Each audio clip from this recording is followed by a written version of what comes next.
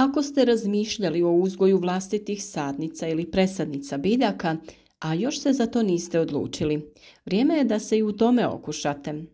Ako ste prije probavali i nije bilo uspješno, sada je vrijeme da istražite i ispravite sve one postupke u kojima ste pogriješili. U današnjem videu govorimo o najčešćim pogreškama kod uzgoja presadnica iz sjemena. Sada je pravo vrijeme da zapratite naš kanal i pratite savjete o uzgoju biljaka od sjemena do ploda. Naš kanal već ima dosta videa na ovu temu, što općenito, što pojedinačno za određene biljke, pa možete i tamo da se informirate.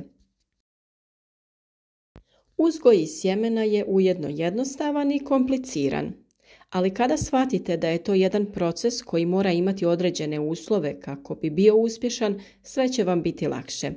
Komplicirano može zvučati onima koji nisu još uvijek dovoljno upućeni. Svaka biljka ima posebne potrebe i zahtjeva drugačije uslove, ali danas ćemo govoriti općenito o greškama koje mogu ugroziti cijeli proces proizvodnje presadnica.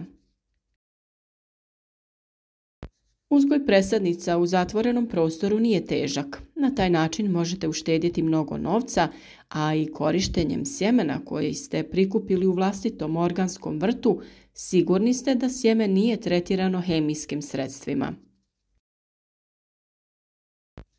Pravilnom njegom dobiti ćete zdrave i lijepe sadnice, a izbjegavanjem ovih uobičajenih pogrešaka uvelike ćete povećati izglede za uspjeh. Prva i najveća greška koju ljudi čine kod uzgoja sadnica je prerana sjetva. Uzmite u obzir koliko će trajati razvoj biljke da je možete presaditi van i koji vremenski uslovi će je tamo dočekati. Mnoge biljke ne vole hladnoću, a izlaganje hladnom zraku i tlu samo će ih šokirati, pa one postaju osjetljivije na štetočine i oboljenja. Većina biljaka je spremna za vanjske uslove 4 do 6 sedmica nakon sjetve, no to ipak provjerite jer nisu sve sorte iste. Prije uzgoja sadnica određene sorte pročitajte informacije na paketiću sjemena. Većina ih sadrži obilje informacija.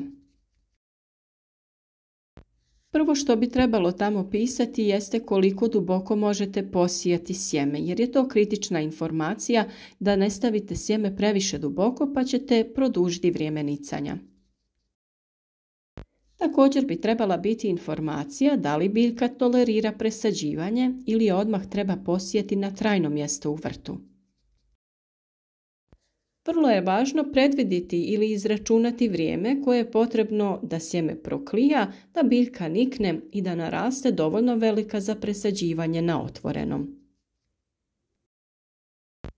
Pakiranje sjemena svakako sačuvajte. Vrlo su velike šanse da ćete naknadno trebati neku informaciju ili ćete sljedeće godine poželjeti posijati opet istu biljku. Iako se neiskusnom vrtlaru čini da će svaka zemlja poslužiti za sjetvu, ipak nije tako. Da bi sjeme niknulo, treba biti posijano u supstrat koji mu pruža optimalnu količinu vlage. U prevlažnoj zemlji sjeme će istrunuti, a u presuhoj će se previše isušiti i neće niknuti. Razumljivo je da mnogi radi uštede koriste vrtnu zemlju ili one koju rahle krtice, no to nije najbolja ideja, jer supstrat za sjetvu treba biti sterilan. Često se ljudi žale na pojavu sitnih mušica u površinskom sloju zemlje. One se mogu razmnožavati u tlu, pa je to jedan od razloga zašto koristiti sterilan supstrat. Naime, njihove ličinke napadaju i uništavaju klice, nježne mlade korijenčiće i druge podzemne dijelove stabljika, ali i starije biljke smanjujući im sposobnost da crpi vodu i hranjive tvari, pa one slabije rastu. Za uspješan uzgoj sadnicama je potrebno puno svjetla. Smjestite teglice ili klijalište na prozorsku dasku ili koristite rasvjetu za biljke. Držite svjetla što je moguće bliže sadnicima bez da ih dodiruju. Razmak neka bude od 5 do 10 cm.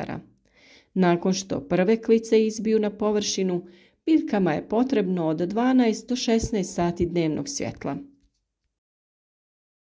Ovdje ću vam skrenuti pažnju na to da vrlo jednostavno možete napraviti klijalište za vaše biljke, a detaljan video imate na našem kanalu. Upravo u takvom klijalištu biljkama možete osigurati idealnu temperaturu koja je ključ uzgoja zdravih sadnica.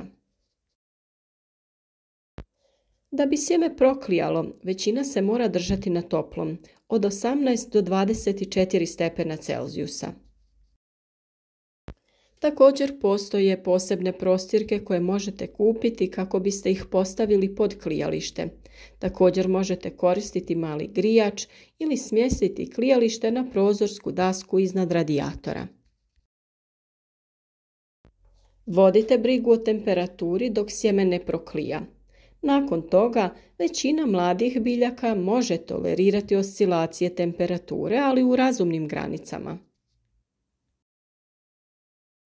Kakvu god vrstu svjetla koristili, prirodno ili umjetno, trebalo bi proizvesti dovoljno topline da zadovolji potrebe biljke.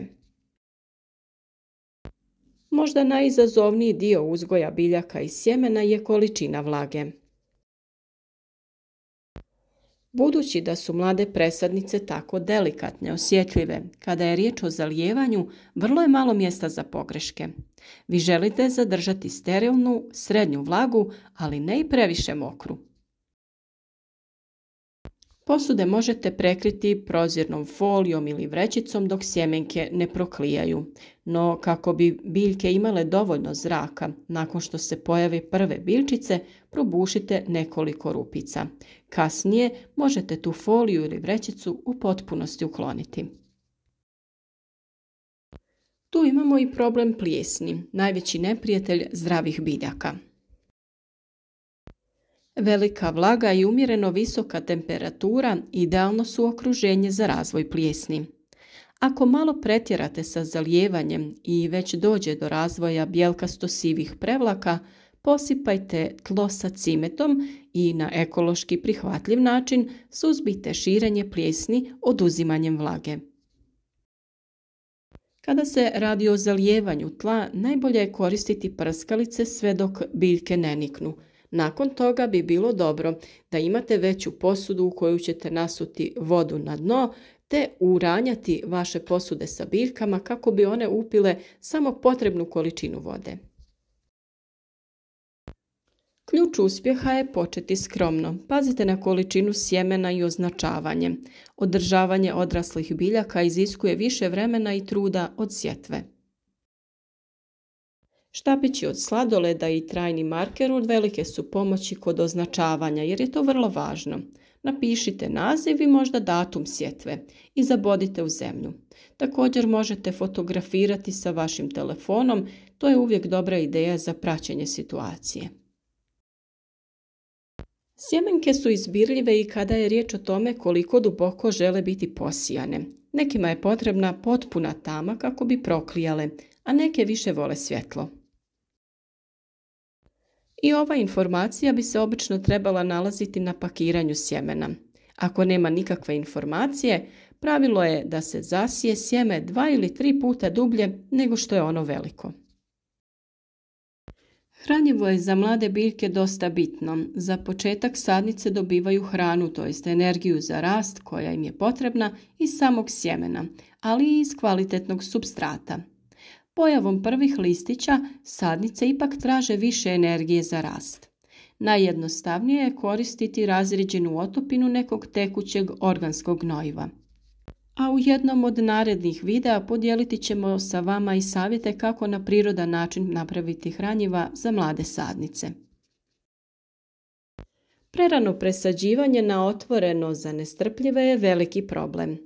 Mlada biljka koju ste čuvali toliko vremena u zatvorenom prostoru gdje ste se brinuli da joj osigurate idealne uslove, jako će se iznenaditi ako je bez pripreme jednog dana samo presadite van i ostavite na milost i nemilost prirode.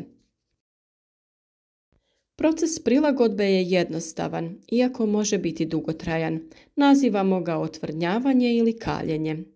Ideja je da svoje biljke postupno izložite elementima vanjskog svijeta. To znači da svoje sadnice stavljate van svakog dana sve duže i duže tokom 6 do 10 dana, ovisno o vašem strpljenju, temperaturama i krhkosti vaših sadnica. To ih naime priprema polako za vjetar, sunce i vanjsku temperaturu. O svemu ovom ćemo detaljno govoriti još u narednom periodu, kako općenito, tako i za pojedinu biljku. Pa svakako vrijedi kliknuti na taj subscribe, a klik na znak zvonca pored osigurati će vam da dobijete obavijest o svakom novom videu. Uz naše savjete osigurajte sebi uzgoj zdravih i jakih presadnica, a na kraju i biljaka u vašem vrtu.